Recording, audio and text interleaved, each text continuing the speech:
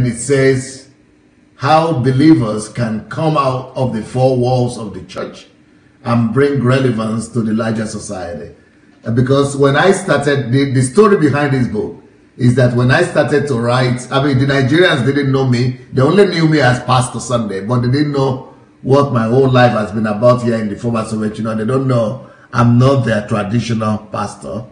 So when I began to talk about the events in Nigeria and I began to comment on the political realities of what was going on in Nigeria, and I began to, share my opinion, people began to comment and challenge me that, who are you? You are a pastor, face your business. So that is the cliche that people use in Nigeria to kind of, silence the believers and to lock them up in the four walls of the church or behind the four walls of the church. And so I discovered that it's a widespread mindset and a hugely popular mindset. Not just in Africa, by the way, but all over, even in America, but especially in the African church. Why did you pick this book? There are so many other books I'm sure you have read, but why this particular book? Why did you decide? This is Pastor Niran from New York. Why did you decide to comment on this? Because this is a strange book. I've not seen any other person who has read it yet. Well, thank you so much for having me on your platform, sir, to talk about this book. First of all, I was watching I think you did a New Year's Day program where you were advertising all the books that you were showing, and that book jumped at me. It jumped at me to the point that I knew that I was going to be the one to do the review on that book on that day. So I was able to, so that for some reason it just came to me, and I just decided that, you know what, I should read this book. I believe that the Lord was leading me to read that book. So I read the book. You are actually the first person that I know who has read the book. Wow. Maybe it's because pastors are scared. I have a feeling that pastors are scared to know what TS is concept.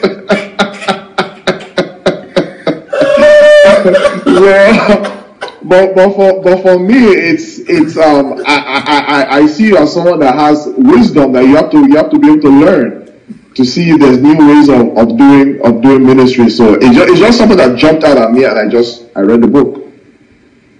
So you are not scared. You are not scared to take a hold of that book. I'm not scared to take a hold of the book because it triggered my curiosity. So I decided, okay, let me read it. And it's a very, very important book that not just pastor. I know it says, and I think also maybe the reason why people don't read because it says pastor, it's a calling. So they think the book is just for pastor, but the book is not just for a pastor. It's for every single Christian, everyone that, just like you said, everyone that loves God and wants to fulfill the purpose on the earth. That is an important book. So I believe also because it says pastor feels a calling. So maybe we should change the name of the book to the title of the book to something like "Brother, Face Your Calling." But I like the title. The title is good. Okay. But everyone just needs to understand that because it says pastor doesn't mean you shouldn't read the book. Okay. But then why do you call it important book? I call it an important book because it opens our eyes, because there, just like you said, there's a stereotype of a pastor. A pastor's job is just to stay in the four walls of the church. I never saw church as solving problems in a nation before. I never saw church as having such influence to change the culture. I've always saw church as a place where people come together, worship God, hear the sermon, and then they go home. You have to say that again, please. I never saw church as being able to influence a culture, a nation. I've always seen church as a place where we come together to worship God, give your tithes, give your offering, do one or two services in the church, and then the pastor will pray for you and go home. That's how I view church. That's how I've seen church all my life. So, are there many people like you out there? 99% of Christians are like that. Because this book will change your whole theology, your whole thinking, to really understand that, wow, we have missed it all these years. So it's but it's about the culture. The whole gospel is about the culture. It's not about building at all. No, we relegate it to just ourselves for my life being changed. So we didn't see it as changing a city or changing a whole community. It's more like a personal thing. I come to church, I hear the sermon, I go back home, and then I come back next week again. So that's why I said that this book is very important for us to really, because we have been missing it all these years, thinking that we are doing church. So because some people are commenting, I'm reading now, people are saying, we all think like that. Yes. We all think like that. And if you listen to anyone's pastors will scold you for not coming to church. If you don't come to church, if you don't come to church on maybe on Sunday, maybe you can't come to church during the week, you get scolded. Even I used to scold some of my church members for not coming to church during the week. We classify them as not being serious with God because they didn't come to church. Because that's our view of, we must come to church, hear Bible study, maybe worship service, and then return home and then wait till next week, come back next week. Nothing to do with you going to your place of work and affecting change in the community. So that's why when you went to Nigeria, people were lambasting because it's not done. It's not done. So that's why people were after you, because they have never seen it done before. Why is the pastor talking about what's happening in Nigeria? In the election. Let the election. so that's why let the election take care of itself. Just pray. Just be in the room praying that the right person will go in. That you shouldn't really hear your views. I had those views. Just go and pray, and whoever makes it, let them run their town, not knowing that we had a role to play in society. No, you don't just have a role to play. We are supposed to be the shakers and builders and movers, and we are the ones to build and shape the society. Yes, but that's not the way church has been done. It's more about just come to the church is more boxed in. It's in a even though we talk about, and the funny thing is that we talk about going outside the four walls, because I think that you more or less started that move from your book called Church Shift. But even though we talk about moving out of the four walls, we are still in those four walls. So we don't talk about anything that has to do with election. We don't talk about any problem that's happening in our city. We don't even touch it. So the churches of today is the model of the church today is all the Nigerians in one city will all gather together. And many pastors believe that model is church growth. If you ask them, the church is growing, yes, it's growing. It's growing. Because I have 200 people, but majority of them are Nigerians. And like for instance, where I was originally from, where I was originally pastoring, not all of them were Nigerians in that city. But a lot of churches will gather Nigerians together, and they will come to the conclusion that they have succeeded, not knowing that we have not really done anything. But even Nigerians were not the majority in that city. Yes. Nigerians will be less than 10%. Yes. You are the only one. You are the only one that I know. Because the truth is, unless we're lying to ourselves, majority of Nigerian churches, African churches succeed in gathering their own people. They cannot gather. They can, maybe one or two whites will show up in their church, but that's about it. So we are just gathering together. To me, we are just playing church. If you read this book, you will understand that I have been playing church. Not knowing that we have a job to do. We are needed in the society to bring about relevant change, not knowing that our voice matters, not knowing that our opinion matters.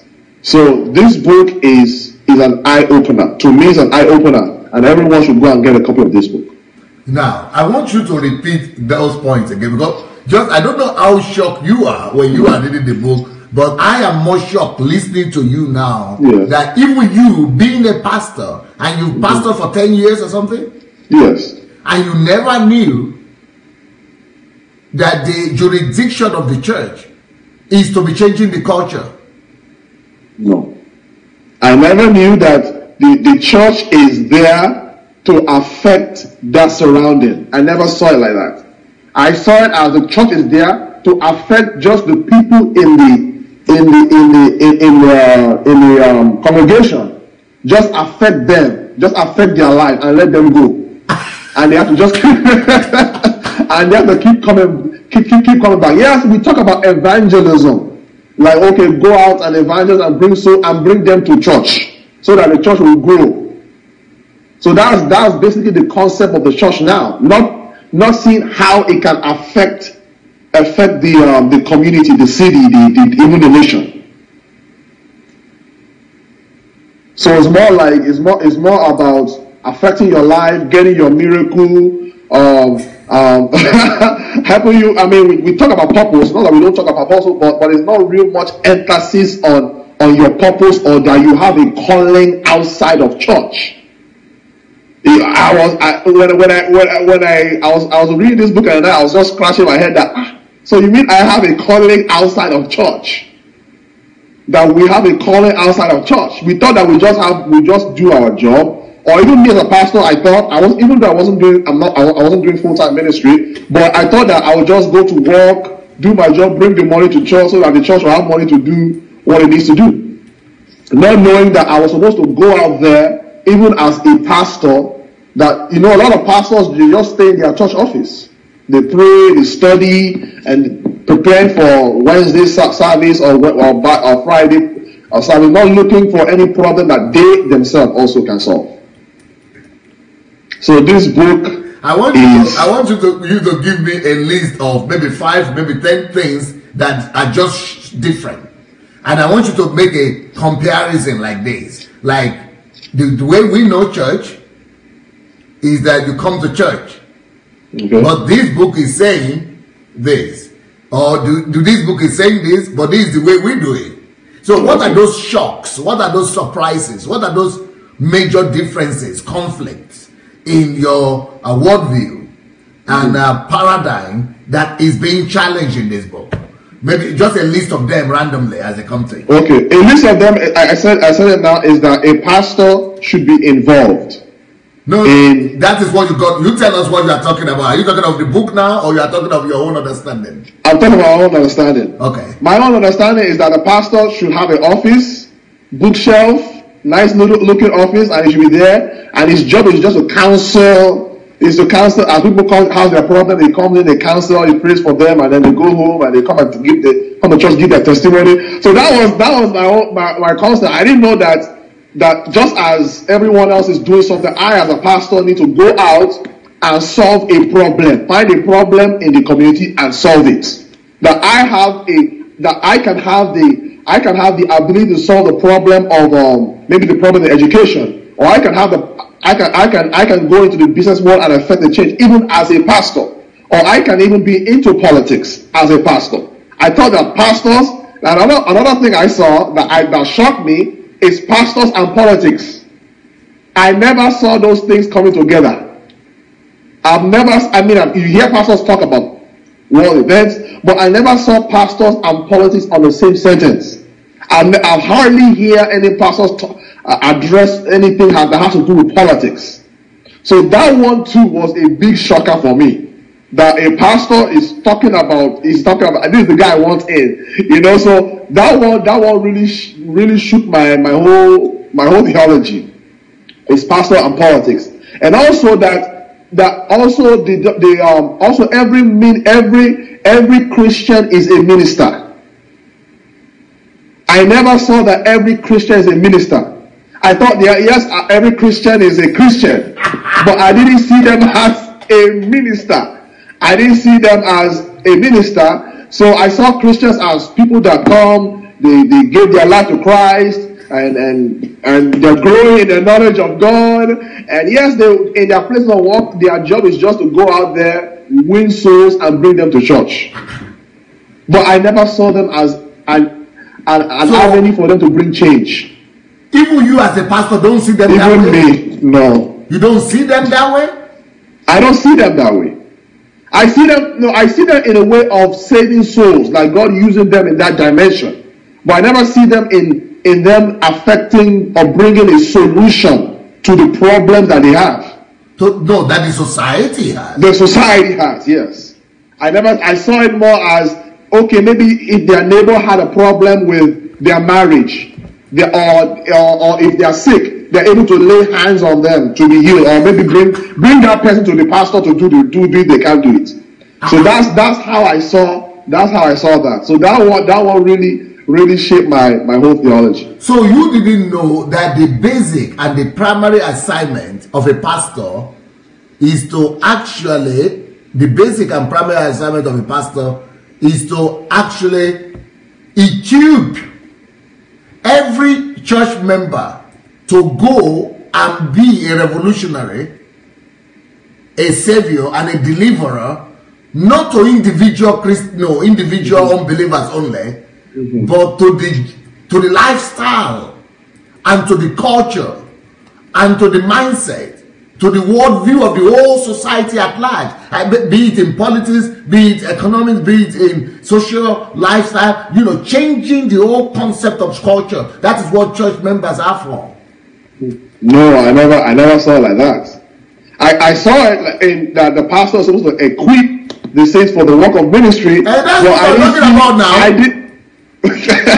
But I didn't see it at that level of affecting a culture.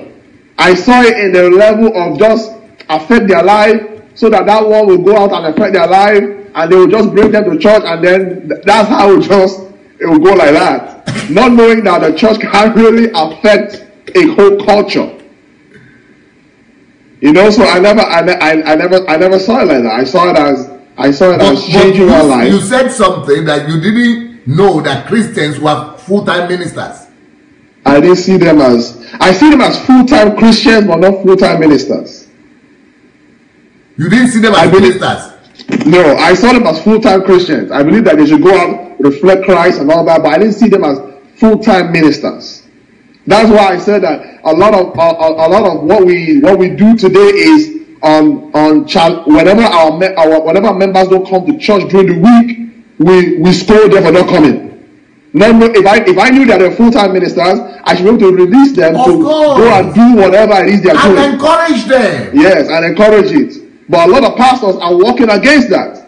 And they believe that when their members don't come to church during the week, it's because they're not serious with God.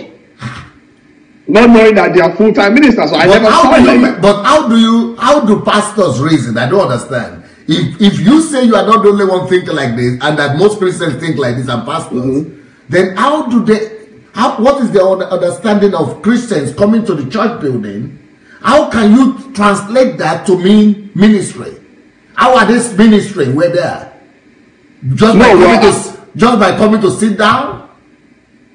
I think that the emphasis is just on, just like you said in the book, the gospel of salvation. That is that's what's being emphasized. That's what I never preached the gospel of kingdom. I preached the gospel of salvation.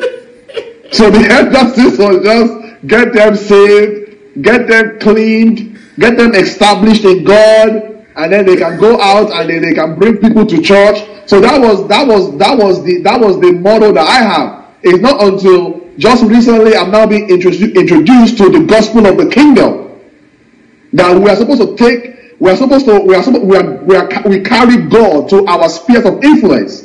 So I never saw it in that dimension. I saw it as I was saved. So now I get myself established in the things of God, in the word of God, and I now go out and now affect another brother, another sister. So that's how I saw it on that level. And I believe that a lot of pastors see it in that realm. that much of what we call kingdom is not really kingdom. It's still the gospel of salvation that's been emphasized. So that's the way I saw it.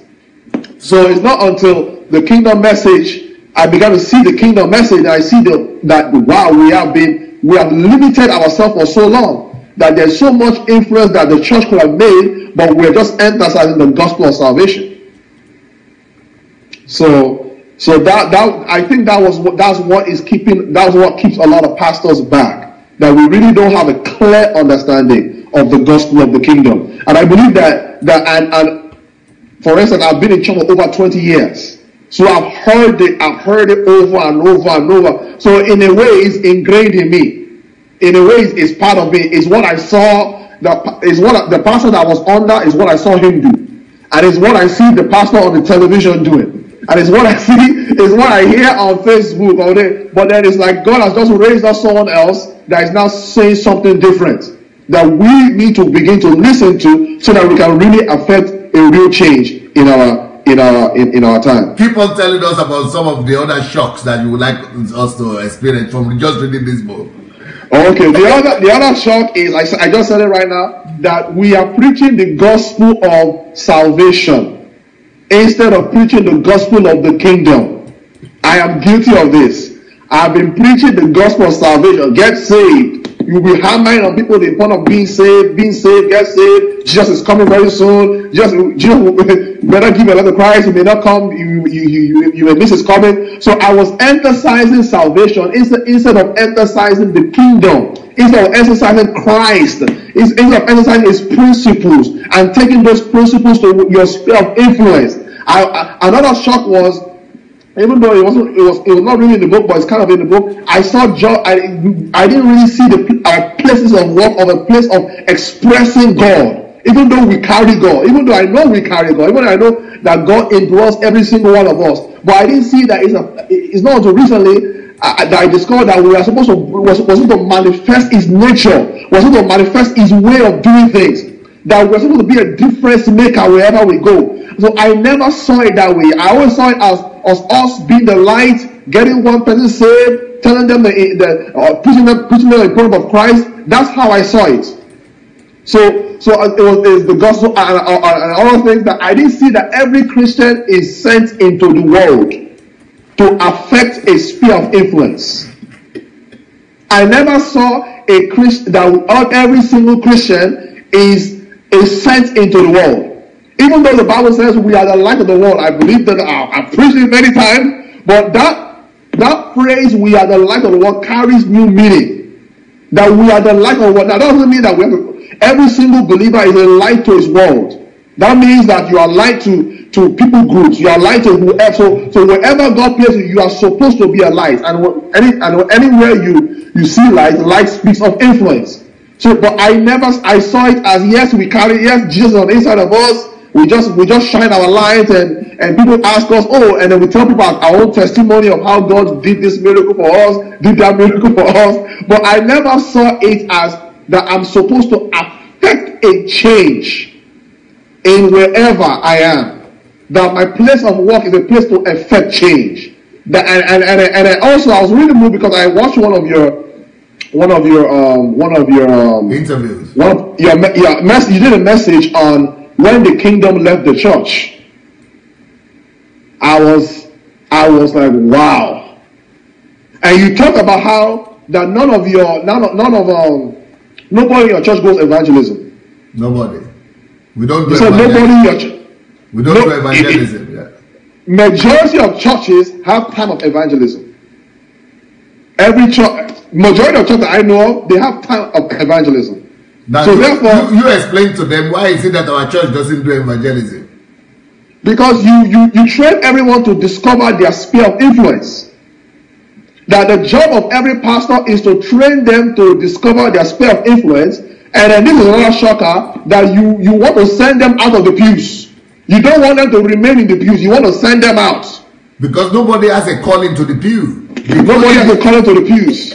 Everyone has a calling to the world. So I was so amazed that, wow. Because many a times we want people to stay in the pews. Because we want a church to be full. So then we but that is working on for your ego. Yes. It means the pastors are more concerned about their ego, yes, their own image, than the expansion of the kingdom.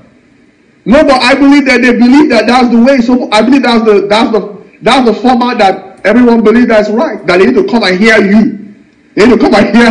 They need to come and hear you. Are you the only one who they carry? Are you the only one carrying the kingdom?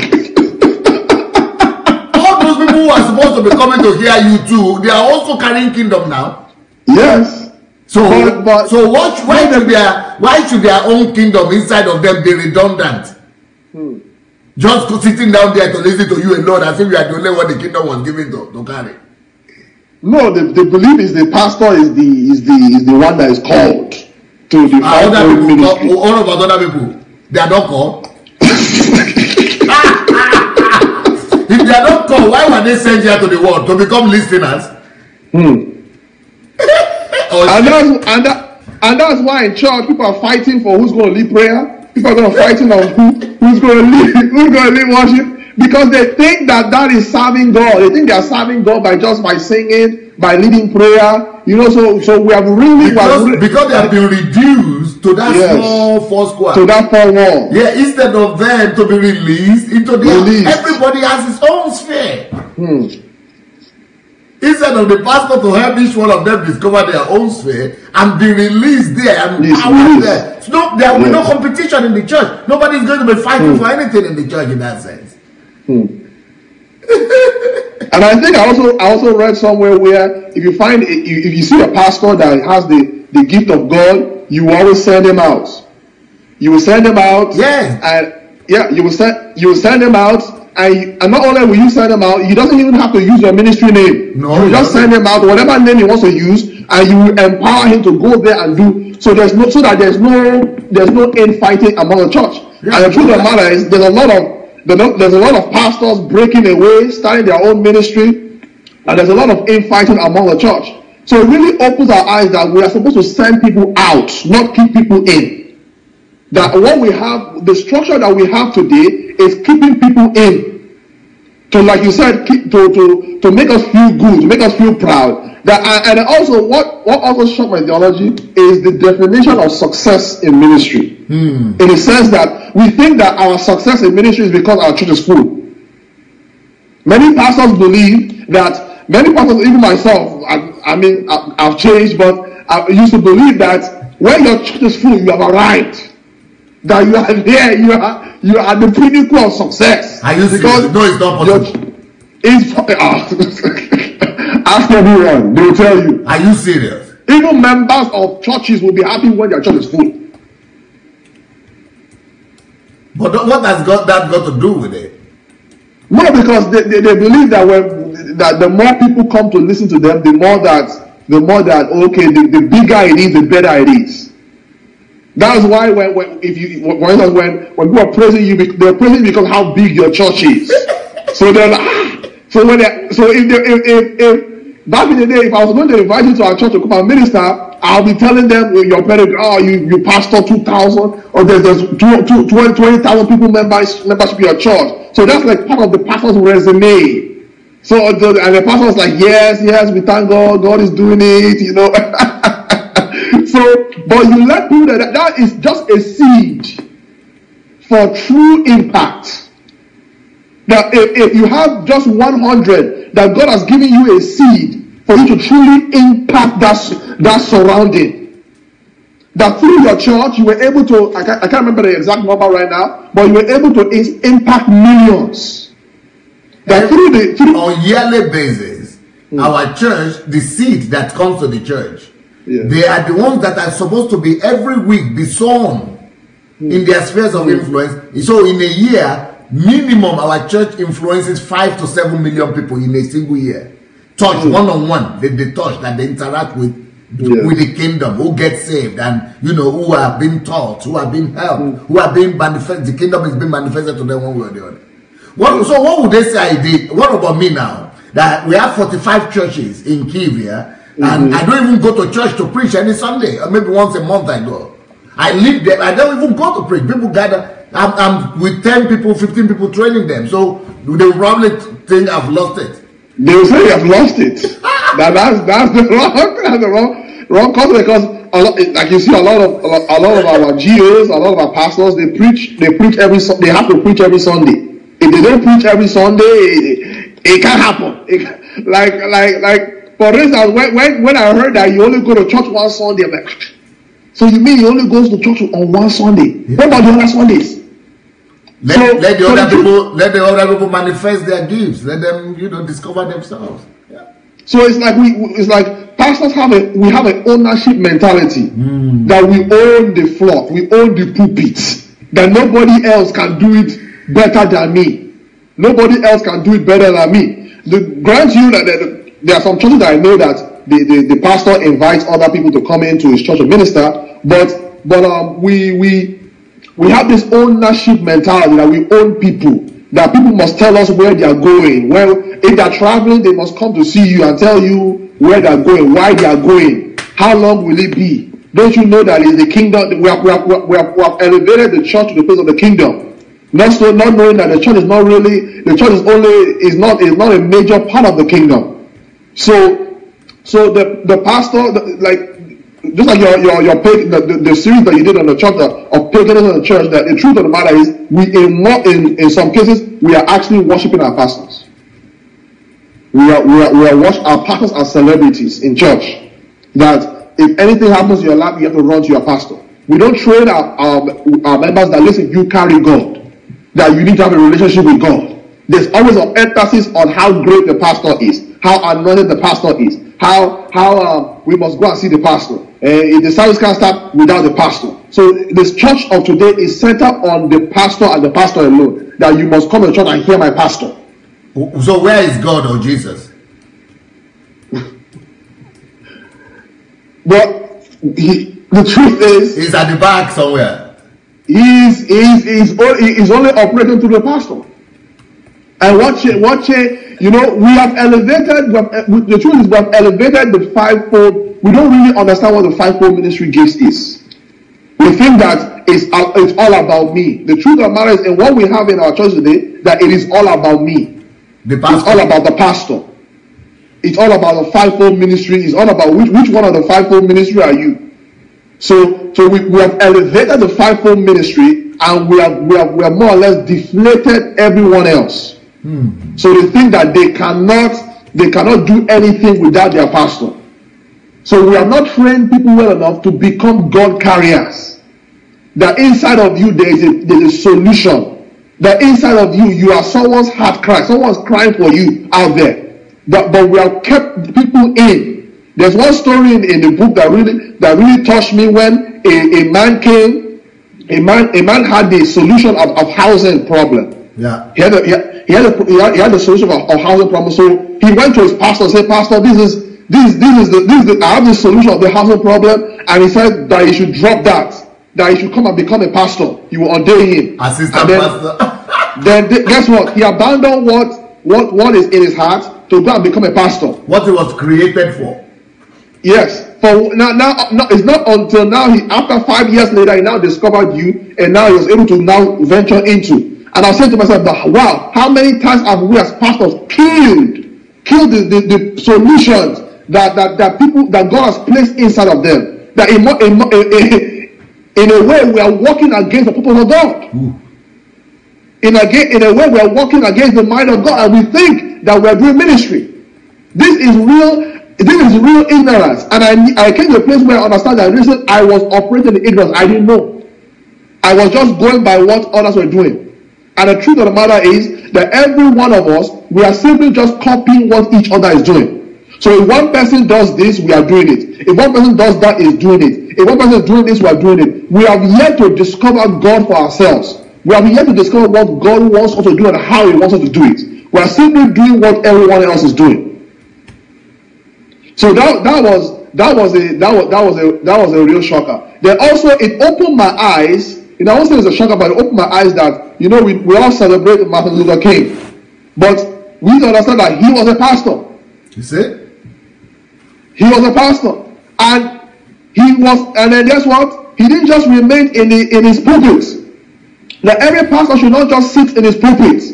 That every pastor should go out and do something. Go out and affect affect the sphere of influence, change the culture. Every pastor should go out and change the culture. That you shouldn't limit your God to just your congregation. When I saw that passage, my eyes went wide. That I was limiting God to just the people in front of me. That I was limiting my God. That wow, so you mean that I'm supposed to think bigger than the people that are before me? I don't think that when I'm just limiting myself to just the church, I'm limiting God to just who I see before me. So, like I said, Martin Luther King was an activist, and he was able to bring change. And that change, we are reaping the benefits today, to the place that Obama became one of the first black presidents in America. So let us know that there is more to our calling. And the truth of the matter is, deep down inside, I believe everyone has a desire. I had a desire. I knew there had to be more, but I didn't know. There had to be more to just go to church, pray, and counsel. There need to be more than that. There need to be more than that, because the truth of the matter is, if we go out into our world, if we go out in our places of work, if we go out into the communities, people are sad, people are hungry, people are dying inside, and we carry this light, but yet we have boxed it into the four corners of the church. We don't know how to take it out. The truth is, I didn't know how. We know that we're supposed to preach the gospel to the ends of the earth. We know that we're going to take the gospel of the kingdom, but we didn't know how. Because why? Ignorance is killing us. Ignorance is plaguing the pastors, and the pastors are only passing that ignorance to their own members. So therefore, the church of today, the challenge of the church of today is a church of ignorance. So this book will help you to open your eyes, to see, to have a bigger view, have a bigger vision, to see the possibility of your nation changing, to see the possibility of your nation changing. And then also this book helped me to, I also saw the problem of the Nigerian church. Nigeria boasts of having half of the population of Nigeria are Christians. So that means on Sunday, half of the country is a church. So the possibility for us to affect the culture in Nigeria is possible if the church is really doing what it should be doing. So when DSA says that we have no church in Nigeria, he knows what he's saying. Because why? The church is not doing what it should be doing. If the church is doing what it should be doing, there should be then Nigeria should have no corruption problem. If the church is doing what it should be doing, then the problem of the electricity should have been solved. If the church is doing what it should be doing, there should be infrastructure. But the reason why, because the church has been reduced to a place of us just coming to the church. And also another thing that really shocked me in this is that we are the church. The world is not supposed to come to the church. The church is supposed to go to the world. That the church is not supposed to, that we are emphasizing, bring people to church, but we are supposed to be emphasizing, and that comes with the kingdom message, that we are supposed to take the kingdom is supposed to go into the world. That's why it says, go ye into all the world, and which I said is an eye-opener of that we are to go into all the world. We are to go into all the world and affect the culture, affect the society. So as a part, so you can look at the Nigerian church and see, if you read that book, the first Pastor the Current, you will understand that the church in Nigeria has failed. It doesn't matter how big the churches are in Nigeria. It doesn't matter how anointed the pastors are in Nigeria. The churches in Nigeria has not succeeded. They have failed. And it's time for us as pastors, as Christians, to rise up and affect a change in our community, affect a change of culture, that what we have been doing is not working. How we have been doing it is not the right way. So we need to humble ourselves to the place so that we can go and really bring great revival to our time.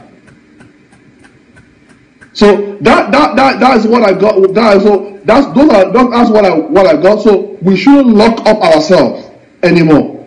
We need to go out.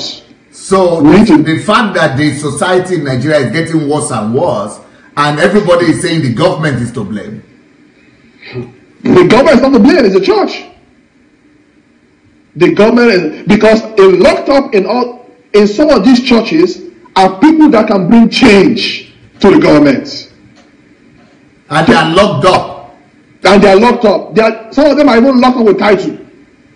They are giving them, they are buried them with the title of a pastor. Just like that story we are talking about now, this man has the solution to be able to provide houses for at least 40 million Nigerians at cheap price that everybody will be able to afford it. Even a person selling at the roadside can afford it, can afford to pay for a house by the transfer technology and the know-how that God gave this guy. But the pastor told him to forget about it. It is not spiritual. It is not spiritual. It is not anointed. So why should you be going to do housing for people? That's not God's calling. So he made the guy to forget about the invention and made him to go and become a pastor. So they gave him a title to lock him up and kill his destiny and kill the solution. So that is in the same manner, the person and the people who are supposed to provide the electricity problem solution to the electricity problem in Nigeria, they are locked up in the churches. The people who are supposed to provide a technological and industrial solution and industrial revolution to the problem of Nigeria and to explode the economy and make the economy go, they are locked up in the church with some titles. The people who are supposed to be building the economy, who are supposed to bring the dignity of labor, they are locked up in the churches because they are going to pray in the mountains. Yeah. So when now people brag and say they have 1 million people or they have all these millions in their churches, they are not knowing that what they are actually saying is that we have succeeded in decapitalizing us, all these people that God has created with solutions. We have succeeded in stripping them of their destiny. We have succeeded in locking their destiny up in the four walls of the church. We have succeeded in ruining their calling, and we have succeeded in bringing the country, the nation to our knees, just because we have been able to build a plantation, a big plantation that we call church, which is actually a slave camp. And that is why all the people are not being released to go and fulfill their calling, but now all of them are working to fulfill my calling. Yes. So this book, do you think this book could actually open the eyes of Christians and Christianity to what Christianity really means? Honestly, this book can open the eyes of this book. First of all, the eyes of pastors need to open. Okay. Because the eyes of pastors need to open to see what their really calling is, to help their members to discover their calling. Okay. Their calling, and then also to be able to send them out. Because if pastor thinks that church is just about, just like you said, gathering people together and having big numbers and feels that is success, then we are indirectly working against the purpose of God. Ooh. We're indirectly, and then we think that we're doing the work of God when we are not. So the problem is not, the devil is not really the problem. Ooh. It is, the devil is not really the problem. Is that we in our ignorance are working against God. But you have to explain that further. What do you mean working against God? That could offend a lot of Nigerians. So you have to explain to them, what do you mean? Now think about it. God has placed the solution. God has placed the desire in man. And now the person is now coming to you and saying, Pastor, this is what is in me. Instead for you to release him and release whatever resources that you have to be able to help him to bring it about, you are more or less telling him, don't do it. Come, take a title of pastor. And you are killing it. You are killing the purpose of God. And then indirectly, you are killing the lives of people that could be influenced by it. The people's lives that could become better now are not becoming worse. When someone is in your church, all he's doing is just standing beside you carrying your Bible. When he should be out there doing what God has already placed in him to do. We are reducing the lives of people. We are bringing them down. We're bringing them down. So therefore, you are working against God, because it's God that placed that desire in man. So if they're saying this is what I want to do, and you're saying no, don't do it because you're not going to have time to come to church during the week, then you are working against the purpose of God. So then you are go ahead. Then you are making it all about yourself. You are making it all about, and and what they are doing is you are making it all about your empire. You are not building God's kingdom. You are building an empire for yourself that makes you look good instead of instead of God being glorified. He's not being glorified. You are the one being glorified. So it is the part. So if we are doing that, then it is the pastor being glorified. It is the pastor looking good. You know, when a church is full, who gets the praise? It's not really God that gets the praise. It's the pastor. The pastor is so good. He's so talented. Whereas there are people out there that should be in the healthcare sector bringing change. Where there are people out there that should be running for the Senate or running to become the governor, but they are being held by being the leader of one group or another in the church. So let us know that we are working against God, but we don't know. But the reason why we are doing that is not that we are evil. It's not like an evil kind of term. It is our ignorance. Our ignorance, therefore, is killing us. So therefore, we must do something as it pertains to our ignorance. Like I said, I didn't know this. I thought that it's just get people to come, get them saved, and then let them go to their place of work and let them bring more people to the church. But now that I know, guess what? I now know that I have the problem I have is not a devil problem. The problem I have is an ignorance problem. So I believe that if we can solve that ignorance problem through this book will help you to solve that ignorance problem. And when that ignorance problem is solved, then you will no longer look at your church at how many people. You know, even if there are 5 people there, but the rest of them are out there doing something, you are happy because you know they are doing what God has placed in them to do. Even though you come to church and your church maybe boasts 1,000, but maybe it's 100, you are excited because you know that the kingdom is being extended, that cultures are being changed. So you no longer derive success by how many people come to your church on Sunday. You derive success by how the kingdom is being expanded through that your church. So that's how we need to see church, but that can only be cured through our ignorance. The greatest problem the church is facing today is a problem of ignorance. So for example, you were telling me that before, you as a pastor, that your goal was to fill up the church. But right now, from this book, and from what you are saying now, from what you come to understand now, the real truth is that the more crowd you fill your church with that are not being released and empowered into their promised land, the more danger you put yourself in really before God. Yes. Because the more destiny you have, yes, and the more destiny you have crushed and you have stopped. So the more guilt. So the ones that have little number of people and small number of people in their congregation, they are less guilty because they are damaging less destinies. I don't know if you'd like to comment on that. Yeah, because if you have a church and you are emphasizing numbers and these are a great number of people. Think about it. You have a church of 1,000 and you are keeping 1,000 people from going into their community or their surrounding to solve a problem. Their spheres of influence. That means that what God has placed in them, they are not doing it. What God has placed in them, and the people that they are supposed to reach will remain where they are. And then now, what is even worse is that now God is now using atheists. He's now using Muslim, because if we are not going to do it, God will give it to someone else. If you take a look at those that are making great, if you take a look at those that are doing that are the innovators. Those that are into technology, it's not really Christians. Majority of them are in churches, but now so therefore God has given it to those that will do it, because we are being distracted by church. We are being distracted by church activities, not knowing that our real activity is in the world. Our real activity is out there. Now also, until we go out there and do the real activity, God is not really pleased.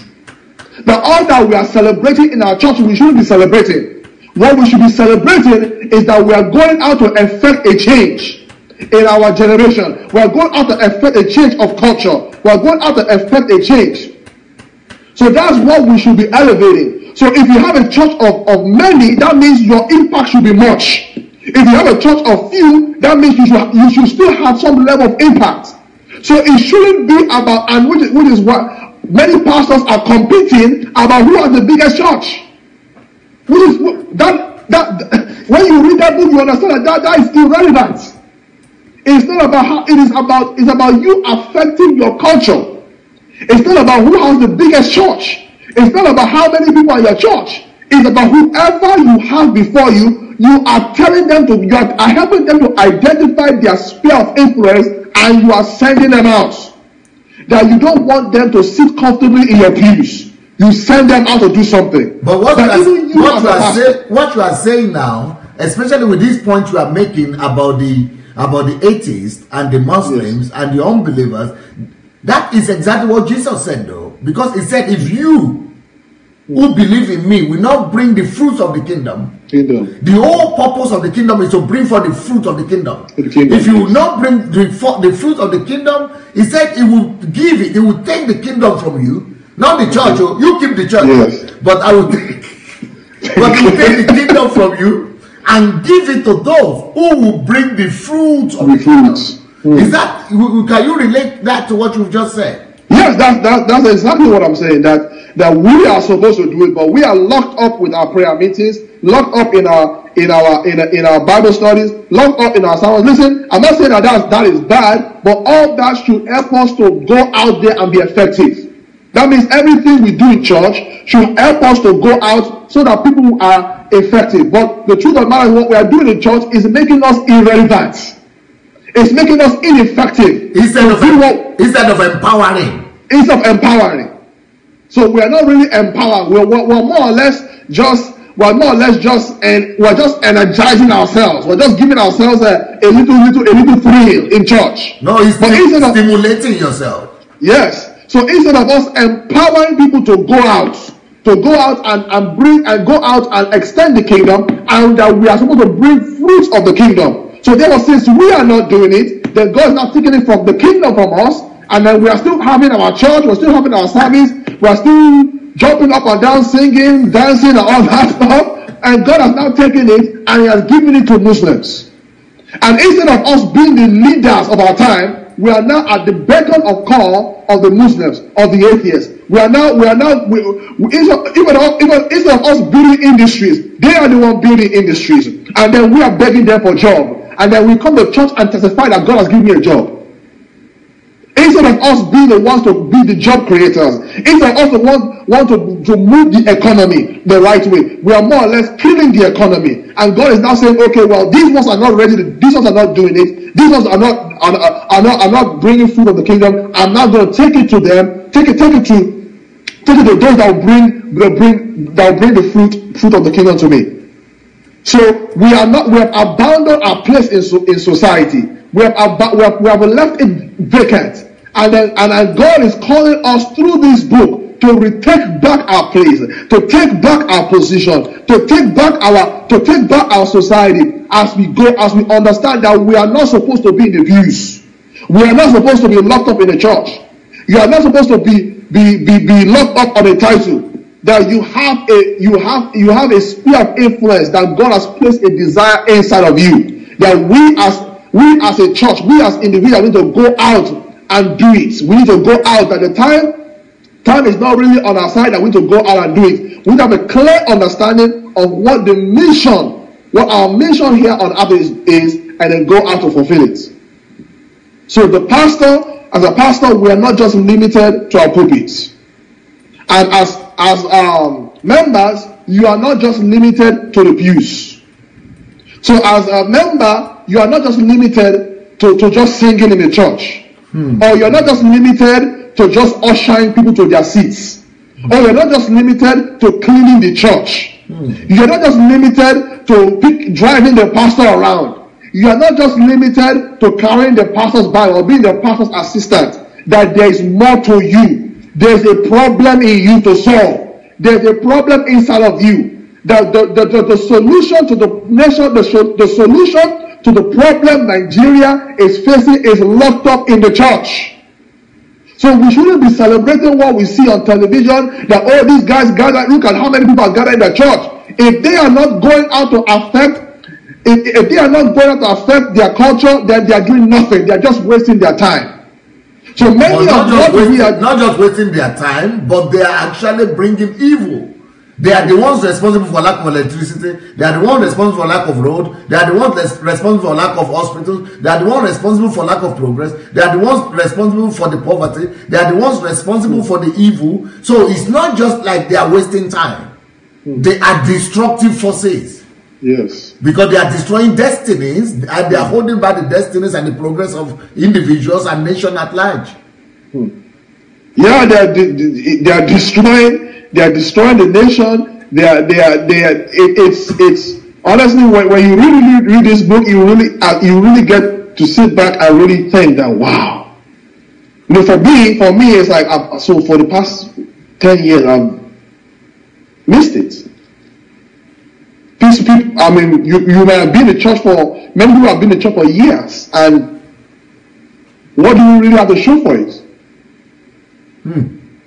What do we really have to show for our time on earth? People may say that you have succeeded, but in God's eye, we have not succeeded, but done nothing. But on the other hand, when you come to Ukraine, and you've been to Ukraine, I mean, people who are in church for 2 years, 1 year, half a year, they have so much result. Tell people about that one. I mean, it's so easy to do.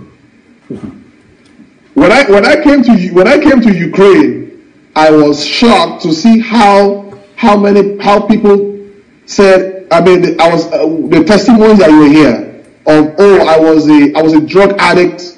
I was in drugs for 2 years, 5 years, 10 years, but now I open up a rehabilitation center where people are coming to get cleaned. So you see testimonies of people that were changed through someone rising up and taking a sphere of influence. That someone having a desire. Oh, God has placed this desire in my heart, and I'll rise up. And this is what I'm doing. I was once into this, but now I am doing this for God. So what I noticed when I came to Ukraine is that everyone has something they are doing. Not everybody is coming to church to hear pastor and go back. Not what we are doing here in the West. They are not doing in Ukraine. What they are doing in Ukraine is that everyone is identifying a problem in the community, and they are going out to solve it. They are going out. If it's problem in education, they are coming out with manners to solve it. If it's problem with healthcare, they're going out to solve it. If it's problem with if it's problem with maybe fatherhood, they are going out there to solve it. So it's like every single problem that every single person, not just the pastor alone, not just a select people, not just the leader of the church, every single person has been trained, in fact is ingrained in them. It's like they cannot do anything else but to do something. So it has become, it's now become you can even say, it's now become the culture of the church. It's become natural for the church. Like, okay, what are you doing? This is what I'm doing. What are you doing? This is what I'm doing. What are you doing? This is what I'm doing. And then the funny part is that pastor has many people and everybody around him are actively doing something. So it's not that everybody and pastor's name is not there. Church money is not there. Pastor is not even aware of some of these things because the culture is taking over. They are owning it. It is something that they own. They are passionate about it. To the point that when we went to the rehabilitation center, the pastor Sunday was not there. It was someone else that was just, and you could see the passion in them. You could see the fire on the inside of them, the pride they have in what they are doing, the excitement they have in what they are doing. That every person has found something that they are doing, and they derive satisfaction. And I don't give them money. Church doesn't give them money. I don't give them money. Yeah, church doesn't give them money. They just go out and they are doing it. And as people are coming in, they also are now going out and doing the same thing. So that's how that almost like, I think he said 30% of the church were able to form the government of Kiev. 30% of the parliament. Yes. So that is the concept that we need, that needs to come here, and that's what I'm trusting God by. I'm trusting that I will be able to bring that to this part. That I, as a pastor, you know, when I came back from Ukraine, like in America has a drug problem. So I feel that, I know that I shouldn't just limit myself to just the preaching on Sunday or teaching on Tuesday Bible study. That I should also go in and be a solution. That God wants to use me to be able to bring a solution to the drug problem of America. That we should be able to see. We should be able to see that. We should be able to see that there are solutions that we can solve. That even some of us as pastors, God can use us to bring solutions to the problem of Nigeria. It is now, after reading this book, I saw that, you know what, it is true. A pastor, you can be a pastor and bring solution to the problem of Nigeria. Before you would think that, this is not the work of a pastor. A pastor, how can a pastor be bringing, how can a pastor change Nigeria? You know, but now it's like, you know, that, wow, that you could have a calling to change a nation. You can have a calling to instigate, to provoke them to be changed. Not just that, everybody is going to do it. Yes, that's the right word. You are the one to bring that change. When you read this book, you will see yourself as the one that God has raised, as the one that God has placed the desire to bring the change to the nation. You will see that you will begin to see problems around you, and you yourself will rise up to go there and solve that problem. Instead of sitting down in church waiting for people to come with their problem to you, you are going out of the church looking for a problem to solve. So I believe that if we carry that, if we can develop, if we can break away from that stereotype that we are just relegated to just inside the church. Let's just pray for the community. Let's just pray for the government. Pray for this instead of blaming the government. You know, every time you talk to someone in Nigeria, they say, "Hey, it's the problem of the government. The government is the problem. They're not doing what are they doing with the money." But instead of you rising up yourself and saying, "You know what? God wants to use me." Listen, God is not going to come down from heaven. We are His hands and feet. It is God that wants. You are the God carrier. So it's you that is going to carry God. It's you and I that is going to carry God into that place to affect the change. Just like in Ukraine, people don't get saved to become church members. You know, what did you see in Ukraine? Do people get saved to go back to where they're coming from and become revolutionary? Is that what you saw in Ukraine? Or people are just coming to become church members? Or they were... But in Ukraine, people are not just coming there to hear how good the sermon is. They are not just coming there to hear how wonderful the music is. They come there, yes, they come there, they get saved, they get equipped. That the church should be a place, and that is another thing I learned, that the church should be a place where people get equipped. That the training that you did not get in your family, the training that maybe you didn't get in your school, that you get it in the church. Like for instance, maybe in your family they didn't train you how to make money work for you. They didn't train you how to make money work for you. In the schools, they will never train you how. They'll train you how to work for money. So therefore, in the church, they should train you how to get to the place where money works for you. For instance, DSA was able to raise 200 millionaires in his own church. So the church is supposed to be equipping people and now sending them out so that they can now go out and affect their world. And that as people are now coming back, they are coming back with testimonies of how they were able to affect change in their sphere of affect change in their culture. But so in Ukraine, what they do is they impact people and they send them out. And as people coming in, they talk to them, they impact them, send them out. So the concept is not for them to just stay in the church, But what we need to break away from is sending people out to do what God has placed in them to do. So we need to understand, have a clear understanding what true success really is, and then not be moved because of how many people are in our pews. Many of us, this is a really big. For me, I used to view myself as success. Even though successful because of how many people are in my church. But it's not until recently that I really saw that, wow, it's not about how much people you have in your church. It's about you sending them out. That if you don't send them out, you are failed. So because in this book I've learned, God brought them to you so that you will become the ladder and the bridge that through which they will get to where God created them to be. They were sent to the earth for a purpose. They were created to do something.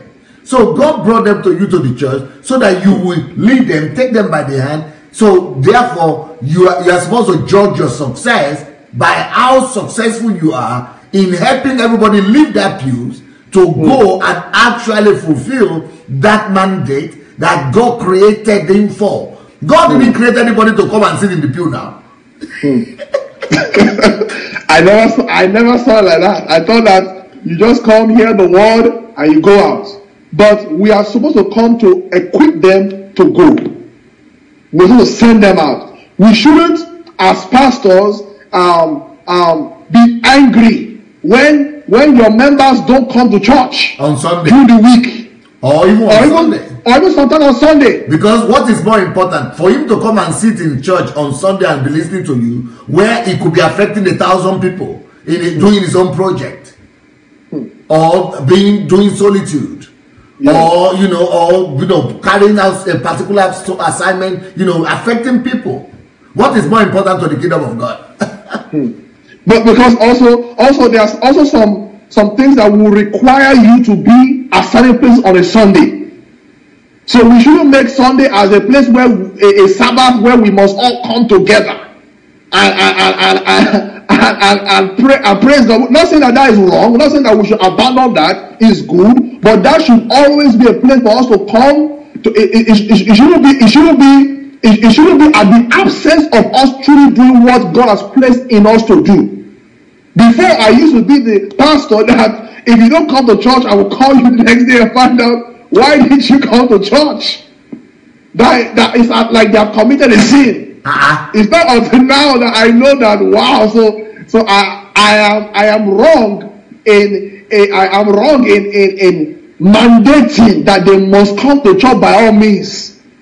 Because I remember the first time I heard you say that about the topic of solitude, that you told that people were challenging you with solitude, and then the pastor was saying, but what about if they can't do solitude on Sunday? And then me too, I was like, they can't do solitude. How can they do solitude on Sunday? They can come to church and do solitude on Sunday. But not knowing that you are emphasizing personal relationship. That is not really about church. Now, it's not that we are against church. It's not that you are against church, but the emphasis should be on God. The emphasis should be on relationship with Him. That is what should be, and that's what should be.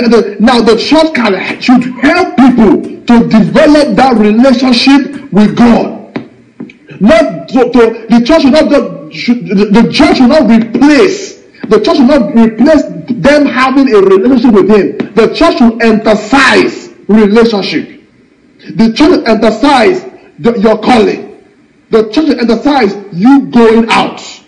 So when you read this book, you have a clear understanding that it's not about people coming together on a Sunday to make you feel good or to make ourselves feel good. It's us coming together to understand that I am sent into the world. That every single one of us are sent into the world. And that when we truly do what we are sent, I even believe that our churches will not be empty.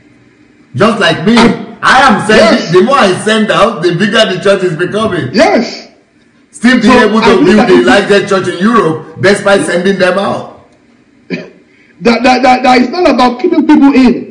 That the more you send out, the more God will send in. Because they are influencing more people. You know, the strategy is this. For example, I have 10 people. These 10 people have taught them to take and conquer their sphere of influence. But the great focus is not on the 10, but on the 1 million that is in their sphere of influence. So by the time it goes to that sphere of influence and influence maybe not 1 million but 1,000, out of that 1,000, 10 people will come. By the time he influences 50,000, out of that 50,000, 50 will come. He doesn't need to evangelize. He just needs to demonstrate Christ. By the time he demonstrates Christ, they come automatically. So with this concept, if you go to Pastor Sunday's church, it's not empty, it's full. So it's to let us know that we shouldn't. And the thing is that we claim too much ownership on people. We need to release them to do what God has placed in them to do, and God will always send others. And then you just keep doing it, and God will just send others. You know, because I believe this is the reason for many pastors struggle. This is the reason for many church breakup. This is the reason for many the challenge that the church is facing that is not really being relevant in the culture of today. That we have brought ourselves in, we have kept ourselves in, and we are keeping the world out. And we are leaving the world to solve problems that God wants us to solve. That we are the light of the world. We're not the light of the church. God has not called us to be a light in the church. God has called us to be a light in the world. That it is important for us to cure this ignorance that we all have. So now, what I want you to talk to me now on the emotional level. What were your emotions just experiencing this dimension of ministry and seeing layer upon layer all the things you have done wrong in all these years of pastoring, and just seeing this new information, just seeing this new mind-blowing, shocking revelations of how these things were supposed to be done? What were the emotions that were, you know, what were the things coming through your mind about yourself, about other people, about the body of Christ? What were just the feelings, the emotions? My emotions was a feeling of I felt like I failed. I felt a sense of that the 10 years of pastoring was not not really maximized. It wasn't as maximized as, so I felt a sense of failure. I felt a sense of excitement in a way that I have contacted something. You know, I have a new perspective. That even though, yes, the past 10 years I didn't do it the way that it should be done, but I also have a sense of excitement, a sense of optimism, a sense of hope that if I can cure my ignorance, if I can really deeply put this deep in the inside of me, that it becomes part and parcel of me, that I can truly get to the place where I can effect real change. So in one sense, I had a sense of failure in not equipping them to be able to go out into the sphere of influence, to be able to affect a change of culture. I felt a sense of failure that all those times I was complaining about how many people at my church. I was complaining about those people that didn't come to church. You know, I scolded people for not coming to church. You know, I felt a sense of, in fact, I had to repent. I said, Lord, forgive me for always complaining. Forgive me for always talking negatively about those that don't come to church regularly. So I felt a sense of, and also I felt a sense of being excited that yes, I contacted something different. That even though I've passed for 10 years, that I'm still able to go back and teach and instruct and help them. Maybe by sending your book down there to help them to understand that, listen, this is the way we should do it. This is how we should do it. So in one sense I was sad. In one sense I had to ask God to forgive me for my ignorance. Because the truth is that I just didn't know. It's one thing if you knew and you didn't do. But I didn't know. I thought that this is the way to do it. So I was able to identify that, no, this is not the way to do it. Now this is the way to do it. So now I'm plugging myself in. How do I do that? By, for instance, reading this book, attend HMT, listen to Pastor Sunday's many and you go on Pastor Sunday's YouTube channel, there's many thousands of materials on equipping you. So I've made a point that right now I want to equip myself, so I will no longer be ignorant. So I will be fully equipped, so that as when it's time for me to pastor another church, that I'm able to understand that it's not about how many people are in my church, it's about whoever God sends my way, I'm sending them out. And then they are being fruitful, they are bringing fruits of the kingdom, and then we are duplicating it over and over and over. So it is also a sense, but also it's driving me to understand, it's driving me to understand, it's driving me to have a clearer understanding, to become a better pastor, to become a better pastor, to become a better at releasing people to what they are called to do. Yeah, but so, many people who come here and listen to this gospel of the kingdom message, many of them get frightened because they say, first of all, my denomination will not understand me. Number two, all my colleagues, all my friends, all my pastor colleagues, I am going to be isolated. My world is collapsing. My world is falling apart. I'm going to lose my family. I'm going to lose my life. I am in trouble. How do you cope with that? What do you tell those kind of people? Like I said, this type of teaching it's a total break from the way we have done things. Just like, for instance, like I said, on Sunday, you don't have to, it's not compulsory for you to go to church every Sunday. To some people, even for me, let's be honest, that one is hard. Because we have equipped Sundays to Sabbath.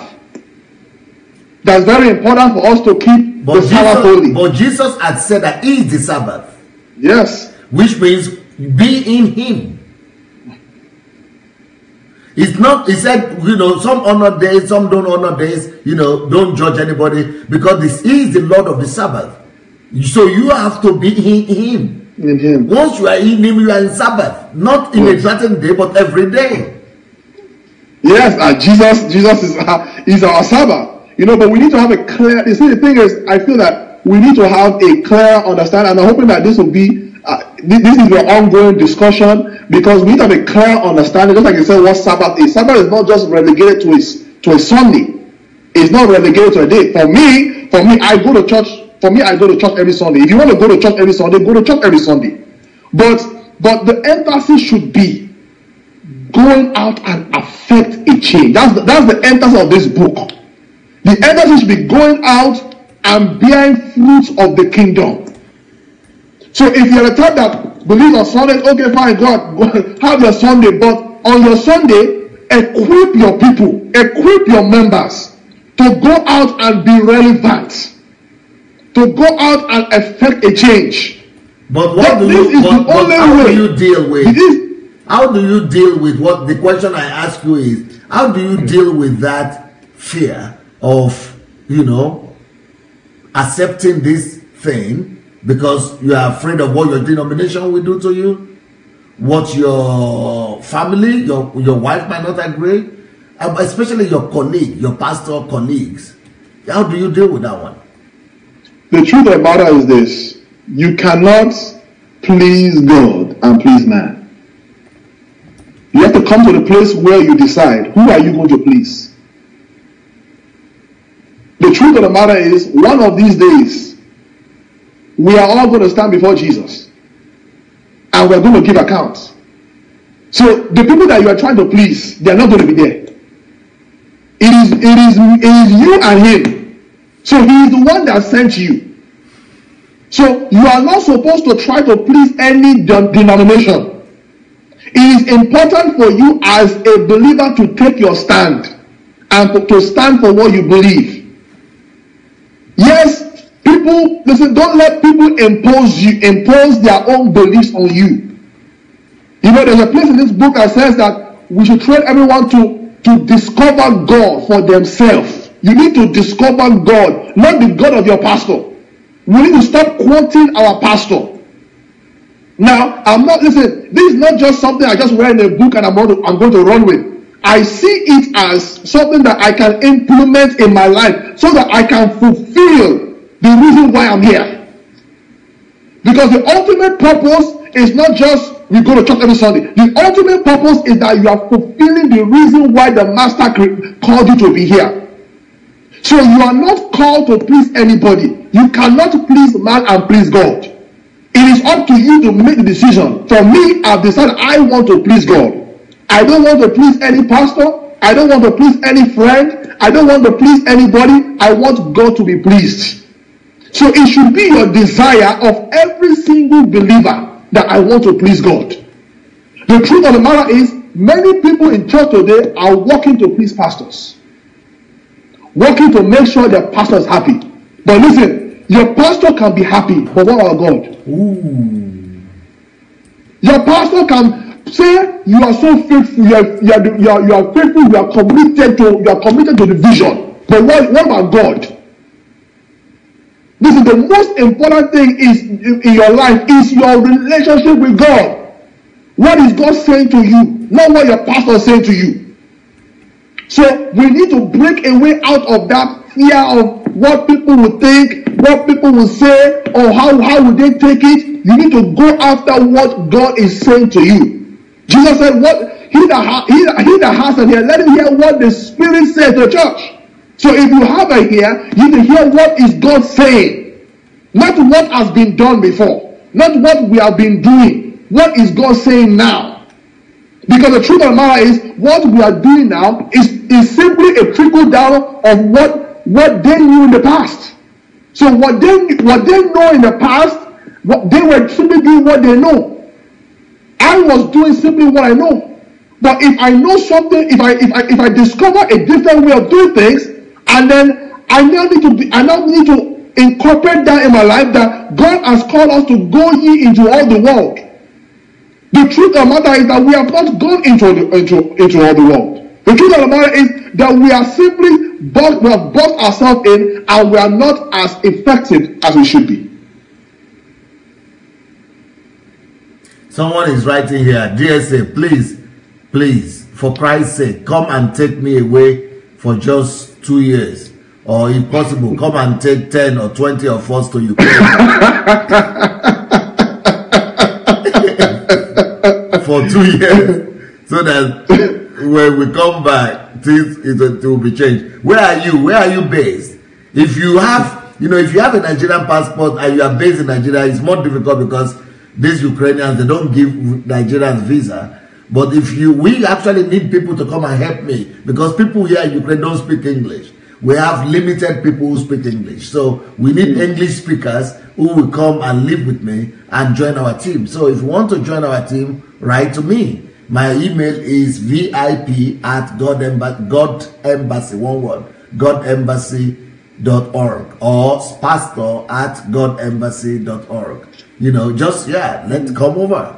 Come over. If you are free and you can move over here, why not? Go ahead. Okay, so you were more interested in pleasing God. That is what prevented you from falling into that trap of fear that I don't want to lose everything. I don't want to lose my acquaintances and my friends and things like that. Or what about, some people even say, what about if my church will not understand? Because they are used to, people are coming to church to gyrate and to cool and to chill. And if I begin to push them to go and do something, I don't want to lose people. And they will go to other churches and things like that. So a lot of fears is really making people to come against this teaching. Mm-hmm.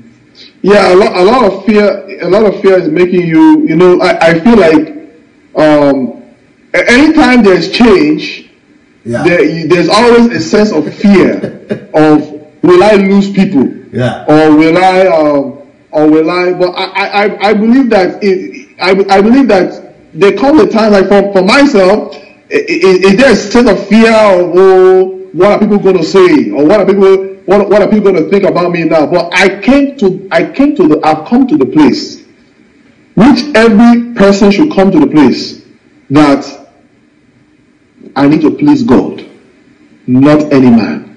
Now, so Bible says, well, how can I bring this thing to my church? I believe that I'm not saying that you should just go and just begin to lambast and make changes overnight.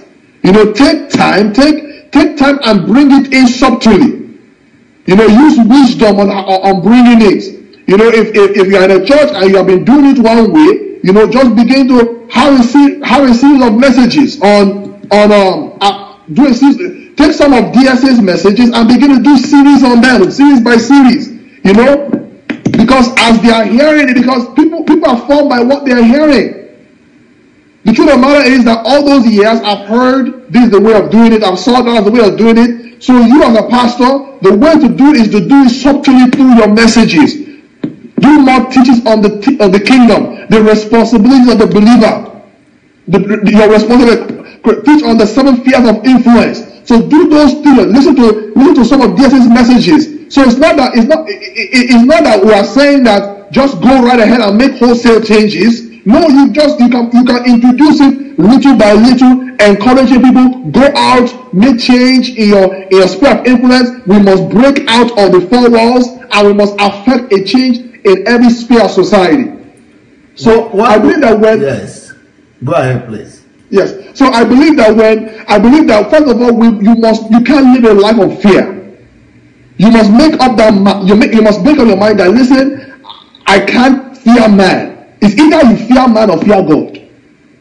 If you can't say you fear God and you fear what man will say, or you can't say that you fear God but you fear what your organization will say. The truth of the matter is that it is you are sent here on earth not to please an organization. We are sent here to please the one that has enlisted us, the one that has called us. So our focus should be on pleasing the one that has called us. And the truth is this: when you decide that you want to please the one that has called you, you are going to offend people.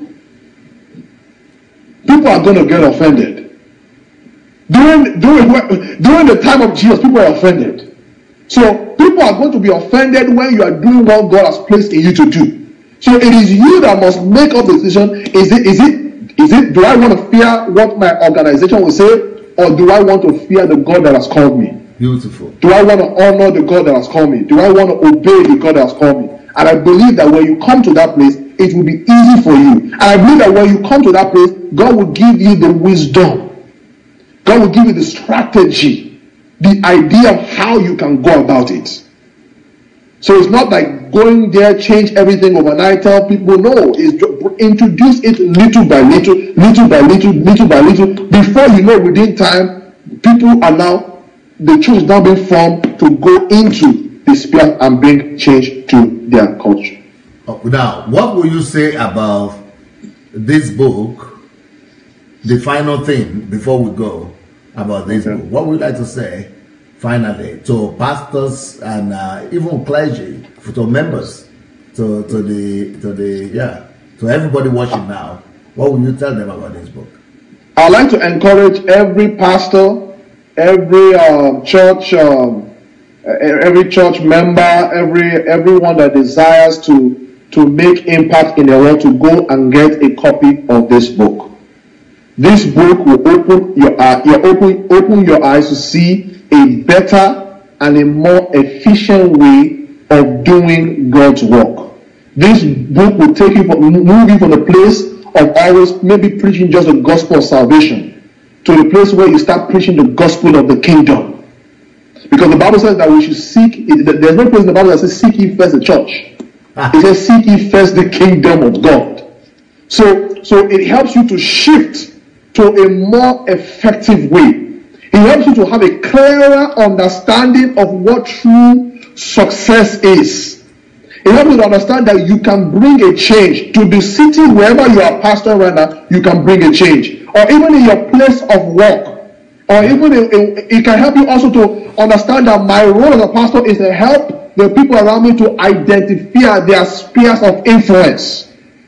So it helps you to cure the ignorance that we're facing, so that we can have true, we are praying, I watched one of your videos, you said that you don't believe in praying for revival. And if you read this book, you too will not believe in praying for revival. Because you know that through this book, true revival can be birthed in your city. True revival can be birthed in your nation. So I'd like to encourage everyone, every pastor, please, and it's not just a book just for pastors alone. It is important for you to understand that you, as a worker, you are a minister. And what is a minister? A minister is someone that's called to serve. So that you and I, we are all called to serve a specific sphere of influence. That you should no longer allow yourself to be locked up in the four walls of a church.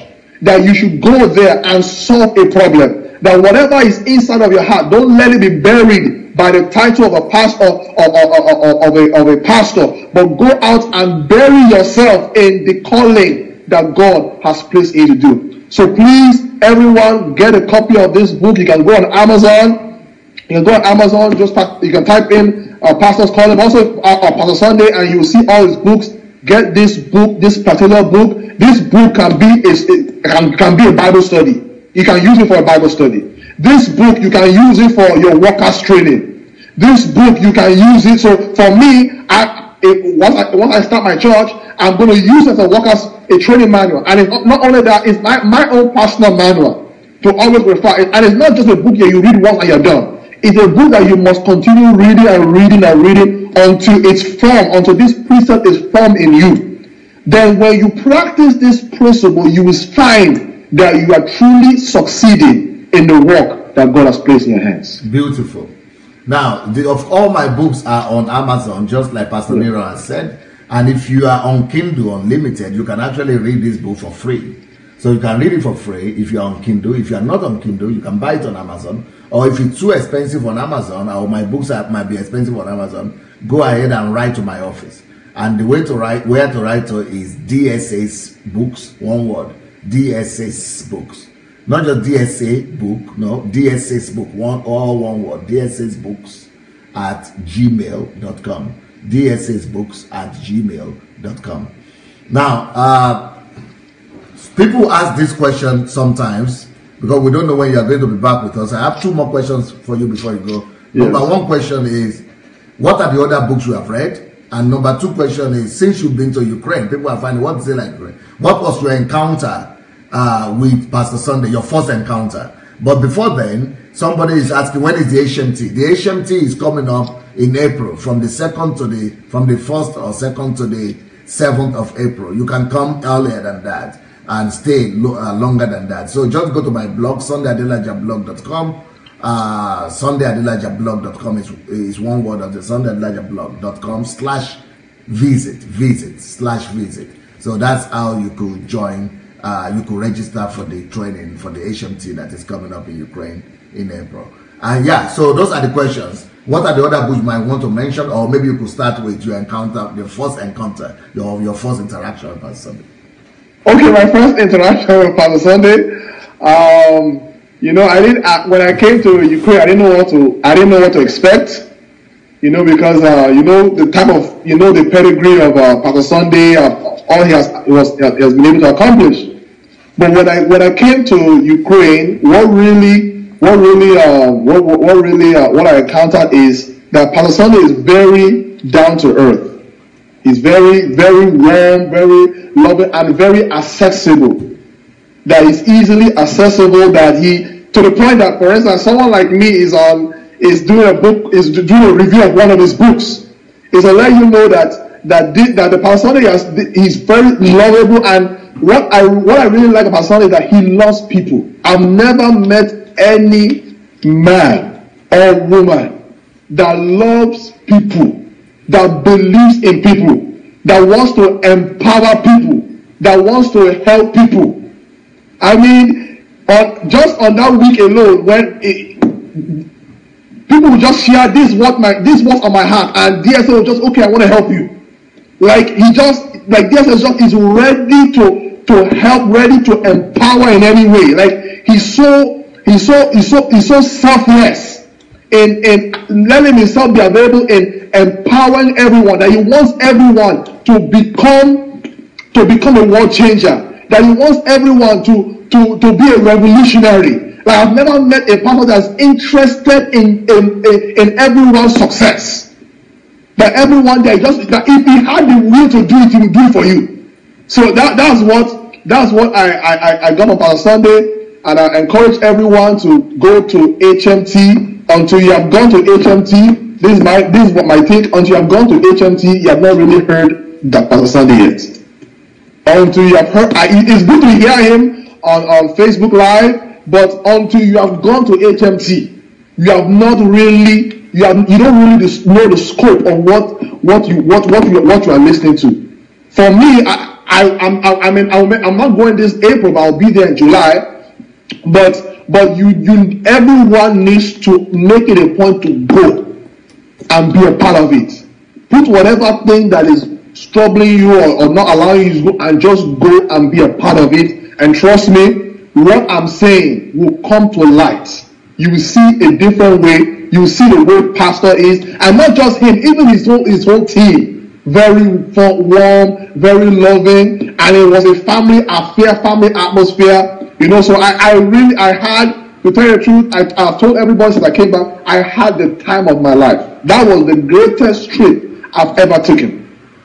That was the greatest, that was the best, aside from me giving my life to Christ and me marrying my wife, that was the best decision I made at this point in my life. So I want to encourage everyone, get ready, go. If you can go in April, if you can't go, there's also in July.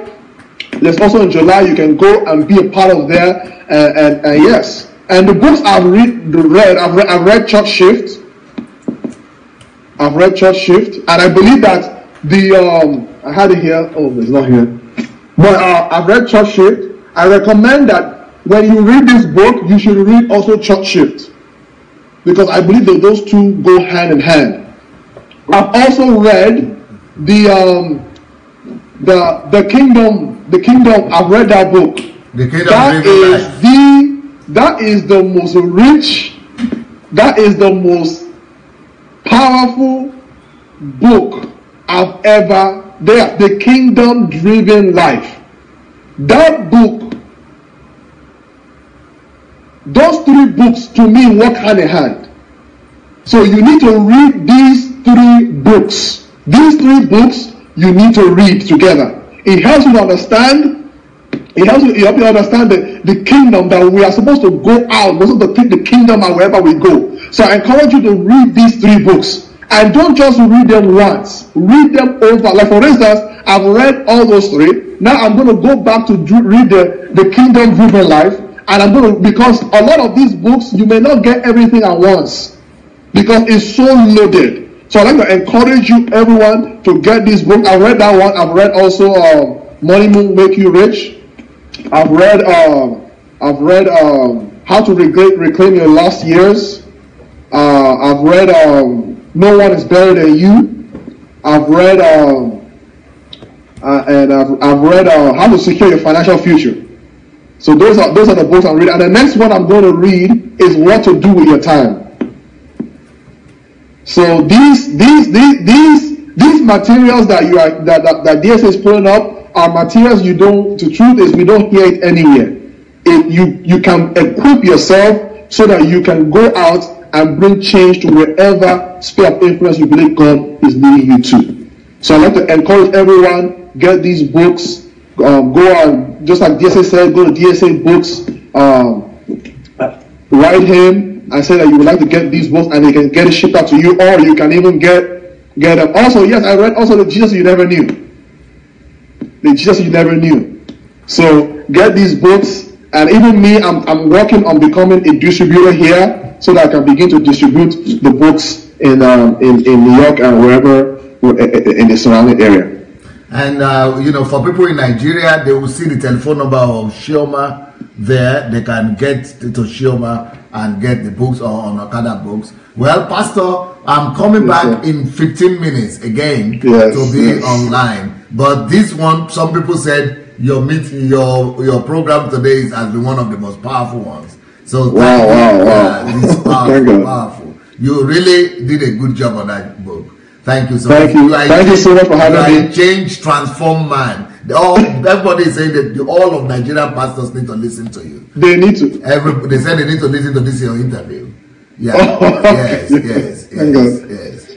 Thank you so much for having me, sir.